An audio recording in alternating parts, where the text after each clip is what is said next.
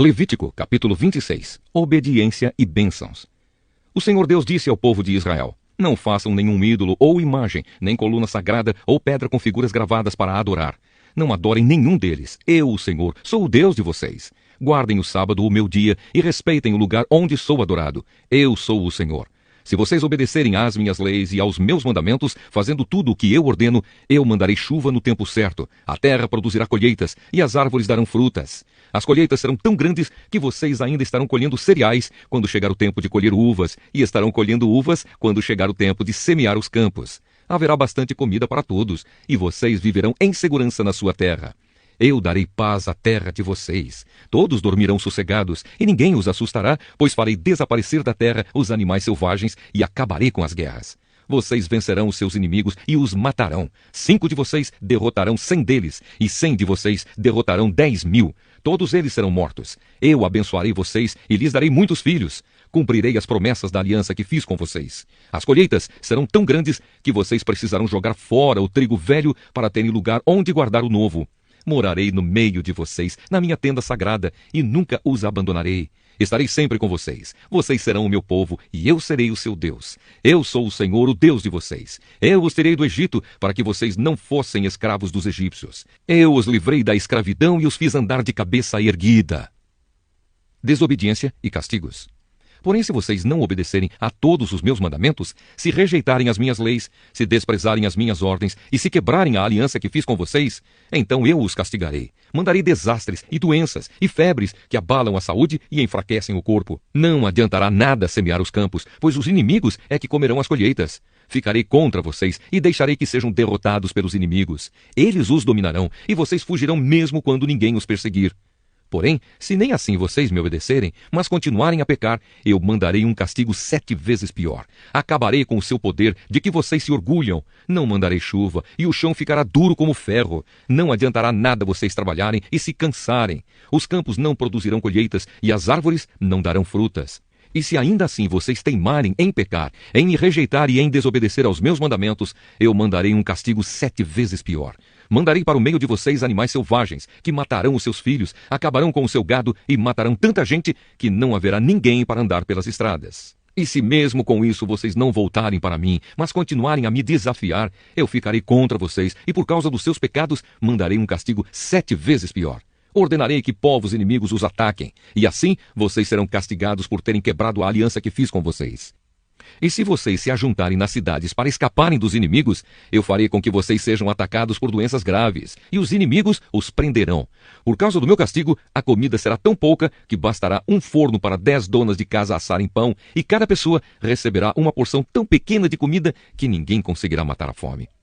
E se nem assim vocês me obedecerem, mas continuarem a me desafiar, cheio de ira, eu ficarei contra vocês. E por causa dos seus pecados, mandarei um castigo 7 vezes pior. Haverá tanta falta de comida que vocês devorarão seus próprios filhos. Eu ficarei tão irado com vocês que destruirei os lugares onde vocês adoram deuses pagãos. Quebrarei os altares em que é queimado incenso e jogarei os corpos de vocês em cima dos ídolos caídos. Destruirei as cidades e as deixarei em ruínas. Derrubarei os seus templos e não aceitarei os sacrifícios que vocês me oferecerem.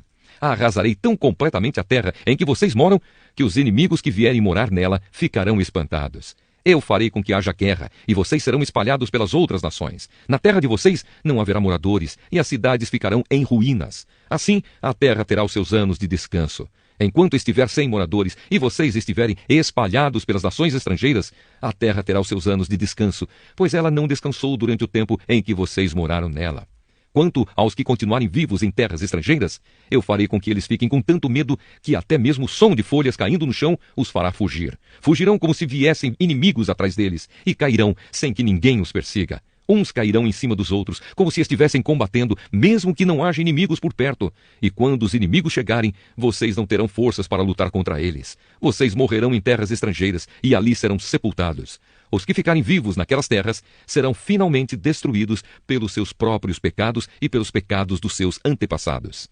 Mas os descendentes de vocês confessarão os seus pecados e também os pecados dos seus antepassados, isto é, daqueles que foram infiéis a mim e desobedeceram às minhas ordens, fazendo com que eu ficasse contra eles e os espalhasse pelos países dos seus inimigos. Portanto, se eles se arrependerem das suas ideias e dos seus costumes pagãos e se aceitarem o castigo pelos seus pecados, então eu lembrarei das alianças que fiz com Jacó e com Isaque e com Abraão, e lembrarei também da terra prometida. Mas enquanto os descendentes de vocês estiverem espalhados por terras estrangeiras, a terra prometida ficará deserta e terá os seus anos de descanso. Os seus descendentes desobedeceram às minhas leis e desprezaram os meus mandamentos. Por isso, pagarão pelos seus pecados. Mas, mesmo quando estiverem em terras estrangeiras, eu não os abandonarei, nem os destruirei, pois não quebrarei a aliança que fiz com eles. Eu sou o Senhor, o Deus deles. Pelo contrário, eu lembrarei da aliança que fiz com seus antepassados quando os tirei do Egito, a fim de ser o seu Deus, mostrando assim o meu poder às outras nações. Eu sou Deus, o Senhor. São esses os mandamentos, as leis e as ordens que o Senhor Deus deu aos israelitas por meio de Moisés no Monte Sinai. Salmo 33, Canção de Louvor. Todos vocês que obedecem a Deus, o Senhor, alegrem-se por causa daquilo que Ele tem feito. Louvem a Deus todas as pessoas honestas. Toquem lira em louvor ao Senhor. Cantem louvores com acompanhamento de harpas de 10 cordas. Cantem a Deus uma nova canção. Toquem harpa e gritem bem alto. As palavras do Senhor são verdadeiras. Tudo o que Ele faz merece confiança. O Senhor Deus ama tudo o que é certo e justo. A terra está cheia do seu amor. Por meio da sua palavra, o Senhor fez os céus. Pela sua ordem, Ele criou o sol, a lua e as estrelas. Deus juntou os mares num lugar só e guardou os oceanos em reservatórios. Que toda a terra tema a Deus, o Senhor. Que todos os habitantes do mundo o temam. Pois Ele falou e o mundo foi criado. Ele deu ordem e tudo apareceu. O Senhor acaba com os planos das nações, Ele não deixa que eles se realizem. Mas o que o Senhor planeja dura para sempre, as suas decisões permanecem eternamente. Feliz a nação que tem o Senhor como seu Deus. Feliz o povo que Deus escolheu para ser dele. O Senhor Deus olha do céu e vê toda a humanidade. Do lugar onde mora, Ele observa todos os que vivem na terra. É Deus quem forma a mente deles e quem sabe tudo o que fazem. Nenhum rei vence por ter um exército poderoso, nem os soldados conseguem a vitória por causa da sua força. Não são os cavalos de guerra que ganham a batalha. A sua grande força não pode salvar ninguém. É o Senhor Deus quem protege aqueles que o temem. É Ele quem guarda aqueles que confiam no seu amor. Ele os salva da morte e nos tempos de fome os conserva com vida. Nós pomos a nossa esperança em Deus, o Senhor. Ele é a nossa ajuda e o nosso escudo. O nosso coração se alegra por causa do que o Senhor tem feito. Nós confiamos nele porque Ele é santo. Ó Senhor Deus, que o teu amor nos acompanhe, pois nós pomos em ti a nossa esperança. Eclesiastes, capítulo 9. Eu pensei bastante e me esforcei para entender tudo isso e cheguei à conclusão de que Deus controla o que as pessoas sábias e honestas fazem e até o amor e o ódio delas. Ninguém sabe nada do que vai acontecer no futuro, mas isso não faz diferença. Pois a mesma coisa acontece com os honestos e os desonestos, os bons e os maus, os religiosos e os não religiosos, os que adoram a Deus e os que não adoram. A mesma coisa acontece com quem é bom e com quem é pecador, com a pessoa que faz juramentos e com a que não faz. A mesma coisa acontece com todos, e isso é o pior de tudo o que acontece neste mundo. O coração das pessoas está cheio de maldade e de loucura, e de repente elas morrem. Mas enquanto se vive neste mundo, existe alguma esperança, porque é melhor ser um cão vivo do que um leão morto. Sim, os vivos sabem que vão morrer, mas os mortos não sabem nada. Eles não vão receber mais nada e estão completamente esquecidos. Os seus amores, os seus ódios, as suas paixões, tudo isso morreu com eles. Nunca mais tomarão parte naquilo que acontece neste mundo. Portanto, vá em frente. Coma com prazer a sua comida e beba alegremente o seu vinho, pois Deus já aceitou com prazer o que você faz. Procure sempre parecer feliz e satisfeito. Enquanto você viver neste mundo de ilusões, aproveite a vida com a mulher que você ama, pois isso é tudo o que você vai receber pelos seus trabalhos nesta vida dura que Deus lhe deu. Tudo o que você tiver de fazer, faça o melhor que puder, pois no mundo dos mortos não se faz nada, e ali não existe pensamento, nem conhecimento, nem sabedoria, e é para lá que você vai. Eu descobri mais outra coisa neste mundo. Nem sempre são os corredores mais velozes que ganham as corridas. Nem sempre são os soldados mais valentes que ganham as batalhas. Notei ainda que as pessoas mais sábias nem sempre têm o que comer e que as mais inteligentes nem sempre ficam ricas. Notei também que as pessoas mais capazes nem sempre alcançam altas posições. Tudo depende da sorte e da ocasião, pois ninguém sabe quando a hora da desgraça vai chegar. Como aves que caem de repente na armadilha ou como peixes apanhados na rede, nós também poderemos cair na desgraça quando menos esperamos. Pensamentos sobre a sabedoria. Há mais uma coisa que eu vi e que é um bom exemplo de como, neste mundo, não se dá valor à sabedoria. Havia uma pequena cidade onde morava pouca gente. Com o seu exército, um rei poderoso atacou a cidade, construiu rampas de ataque em redor dela e se preparou para derrubar as suas muralhas. Morava ali um homem que era pobre, mas muito inteligente. Era tão inteligente que poderia ter salvado a cidade. Acontece que ninguém lembrou dele. Eu sempre achei que a sabedoria é melhor do que a força, mas ninguém acredita que uma pessoa pobre pode ser sábia e ninguém presta atenção no que ela diz. É melhor ouvir as palavras calmas de uma pessoa sábia do que os gritos de um líder numa reunião de tolos. A sabedoria vale mais do que armas de guerra, mas uma decisão errada pode estragar os melhores planos. Carta a Tito, capítulo 1. Saudação. Eu, Paulo, servo de Deus e apóstolo de Jesus Cristo, escrevo esta carta. Eu fui escolhido e mandado para ajudar a tornar mais forte a fé que o povo de Deus tem e para fazer com que eles conheçam a verdade ensinada pela nossa religião, que se baseia na esperança de recebermos a vida eterna. Deus, que não mente, nos prometeu essa vida, antes da criação do mundo, e no tempo certo Ele a revelou na sua mensagem. Essa mensagem foi entregue a mim, e eu a anuncio por ordem de Deus, o nosso Salvador.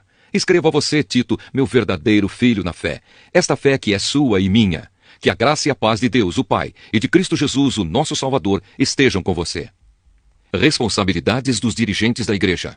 Eu o deixei na ilha de Creta para que você pusesse em ordem o que ainda faltava fazer e para nomear em cada cidade os presbíteros das igrejas.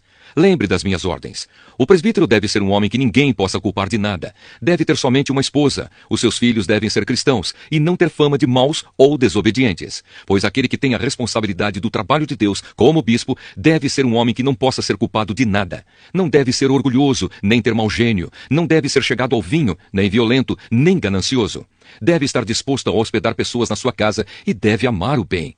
Deve ser prudente, justo, dedicado a Deus e disciplinado. Deve se manter firme na mensagem que merece confiança e que está de acordo com a doutrina. Assim ele poderá animar os outros com o verdadeiro ensinamento e também mostrar o erro dos que são contra esse ensinamento.